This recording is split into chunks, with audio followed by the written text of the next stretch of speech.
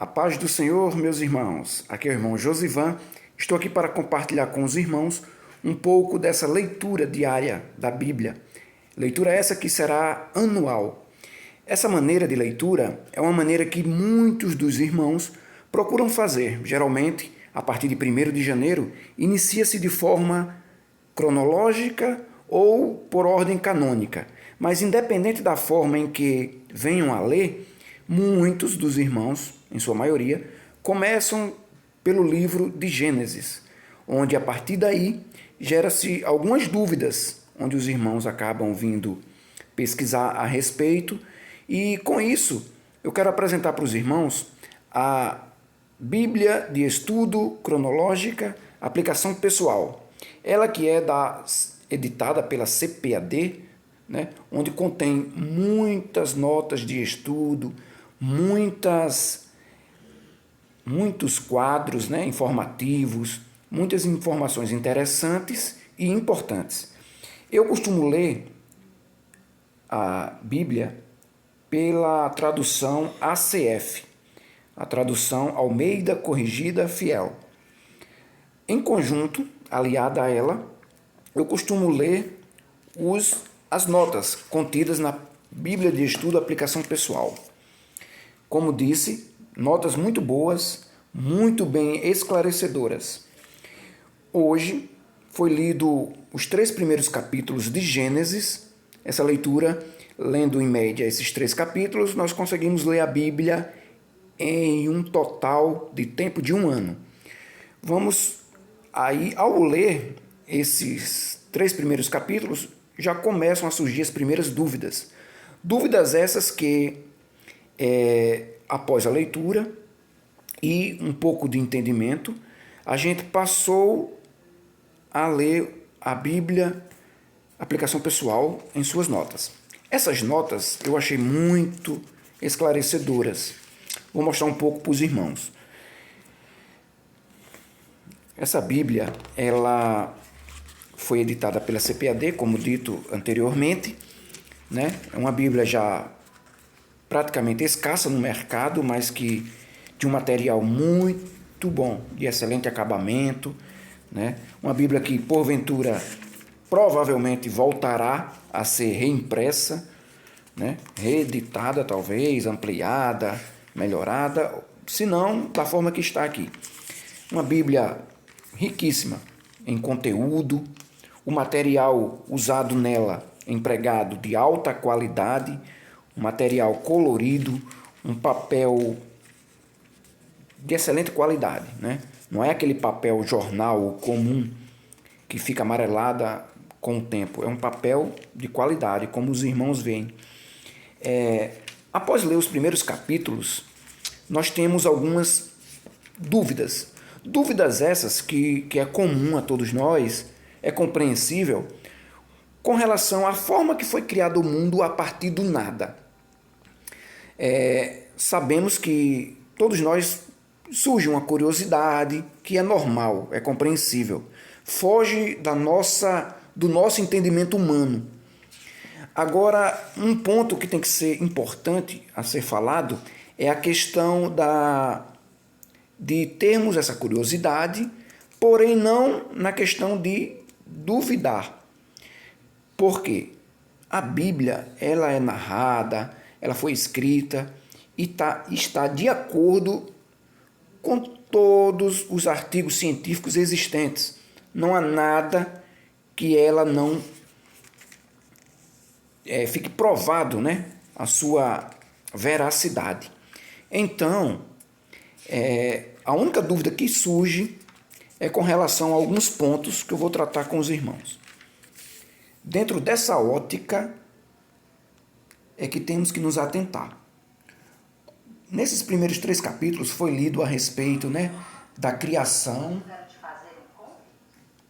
e também da criação dos vegetais, dos animais e do homem. Até surgiu o pecado, né? A genealogia de Caim e Abel, mas isso são os capítulos seguintes. Com relação aos 3 primeiros capítulos, esse artigo muito interessante nos mostra um pouco do que eu estou tentando passar para os irmãos. A origem do universo. A Bíblia não discute o tema da evolução, mas sua perspectiva pressupõe que Deus criou o mundo. A visão bíblica da criação não está em conflito com a ciência, mas em conflito com qualquer teoria que comece sem um criador. Ou seja, acreditamos que existe um criador. E isso não vai de encontro com a ciência. O único ponto que surge dúvidas em muitos descrentes é a questão como tudo surgiu a partir, entre aspas, do nada. Os cristãos comprometidos e sinceros tiveram dificuldades com o tema dos começos, que é o nosso caso, né? Gera-se algumas dúvidas, porém dúvidas no sentido de curiosidade e não de descrença. E chegaram a diferentes conclusões. Isto era de se esperar, porque a evidência muito antiga está bastante fragmentada devido aos estragos promovidos pelos anos. É preciso evitar polarizações e teorias extremas. Aqueles que estudam a Bíblia devem tomar cuidado para não entender que a Bíblia diz o que ela não diz. E os que estudam a ciência não devem entender que a ciência diz o que ela não diz. Ou seja, muito cuidado, pessoal. O aspecto mais importante na contínua discussão não é o processo da criação, mas a origem da criação. Isso mesmo, sabemos que Deus criou o mundo e tudo que nele há, inclusive nós, né? A questão não é essa, mas sim de que maneira. Isso é que gera dúvidas em muitas cabeças de muitos descrentes, onde chegam à conclusão precipitada de que isso não é possível. Mas Deus, ele não como posso dizer, explicável dentro do tempo. Ele é além do tempo, ele é antes do tempo. O tempo é algo humano, é algo criado por nós. Então, dentro dessa ótica humana, torna-se incompreensível. Cabe a nós entender a grandeza de Deus, né, e a sua magnitude e por ele ser um ser atemporal, né? Vamos lá, vamos continuar. O aspecto mais importante na contínua discussão não é o processo da criação, mas a origem da criação, como lido anteriormente. O mundo não é um produto do acaso cego e da probabilidade. Deus o criou. A Bíblia não apenas diz que o mundo foi criado por Deus, mas o que é ainda mais importante, nos diz quem é esse Deus. Ele revela a personalidade de Deus, seu caráter e seu plano para a criação. Ela também revela o desejo mais profundo de Deus, o de se relacionar com as pessoas que criou e ter comunhão com elas. Deus deu o passo decisivo em direção à comunhão na sua histórica visita a este planeta. Na pessoa do seu Filho, Jesus Cristo, podemos conhecer de uma maneira muito pessoal esse Deus que criou o universo. O livro de Gênesis começa com: criou Deus os céus e a terra. Os céus e a terra estão aqui. Nós estamos aqui. Deus criou tudo o que vemos e vivenciamos aqui. Começamos a mais emocionante e satisfatória jornada imaginável.